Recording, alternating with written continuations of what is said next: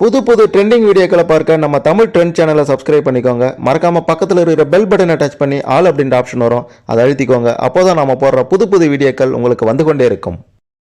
முதல்வர் விஜய் அவர்களுடைய ஒவ்வொரு நிகழ்விலும் திரிஷாவுக்கு முன்னுரிமை கொடுக்கப்படுவதை விரும்பாதவர்கள் இந்த வீடியோவுக்கு மறக்காம ஒரு லைக் கொடுத்துக்கோங்க. திரிஷாவுக்கும் விஜய்க்கும் அப்படி என்னதான் தொடர்பு இருக்கு? ஏன் விஜய் அவர்களுடைய அனைத்து நிகழ்வுகள்லையும் திரிஷா கலந்து கொள்கிறார்கள்? முதல்வர் விஜய் உடனான நட்பு வெறும் நட்பு மட்டும்தானா, அல்லது அதையும் மீறி வேறு ஏதாவது இருக்கின்றதா அப்படின்னு ஒட்டுமொத்த தமிழக மக்களும் கேள்வி எழுப்பக்கூடிய நிலைதான் தற்போது இருக்கின்றது.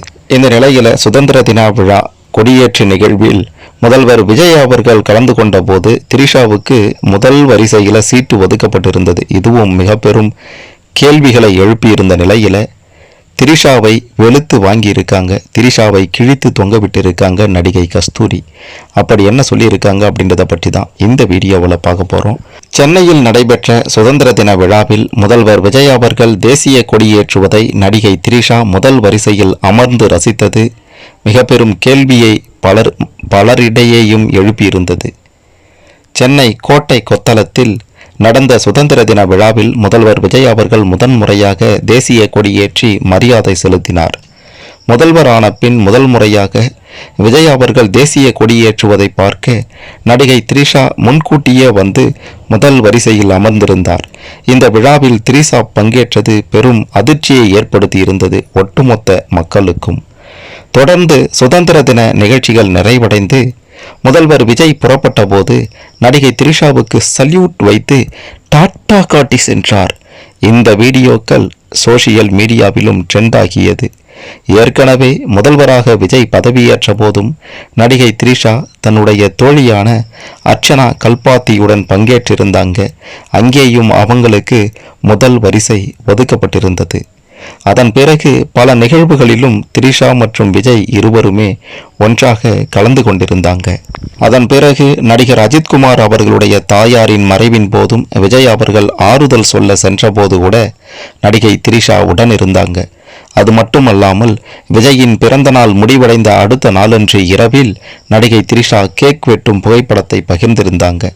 மறுபக்கம் விஜய் அவர்கள் மீது அவரின் மனைவி சங்கீதா தரப்பில் ஒரு நடிகையுடன் தொடர்பில் இருக்கிறார் என்று குற்றச்சாட்டுகள் வைக்கப்பட்டிருந்தது.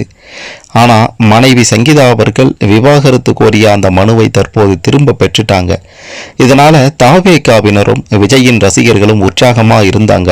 அண்ணனும் அண்ணியும் ஒன்று சேர்ந்துருவாங்க, அந்த கண்கொள்ளா காட்சியை பார்க்க போறோம் அப்படின்ட்டு இருந்த ஒட்டுமொத்த ரசிகர்களுக்கும் தாவேகாவினருக்கும் முகத்தில் கரியை பூசியது போல நடந்ததுதான் சுதந்திர தின விழாவில் திரிஷா வந்த அந்த நிகழ்வு.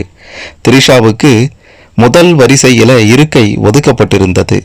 முதல் வரிசையில இருக்கை ஒதுக்கப்பட்டிருந்ததோட மிக முக்கியமாக திரிஷா வரும்போது விஜய் அவர்களுடைய தாய் திரிஷாவுக்கு வணக்கம் வைக்கிறாங்க. இன்னொரு பக்கம் திரிஷாவை அந்த வழியாக கடந்து சென்ற அமைச்சர் புஷி ஆனந்த் திரிஷாவுக்கு வணக்கம் வைக்கிறாரு. இதெல்லாம் தேவையா குமார் அப்படின்ற மாதிரி தான் இருந்தது இந்த நிகழ்வை பார்க்கும்போது.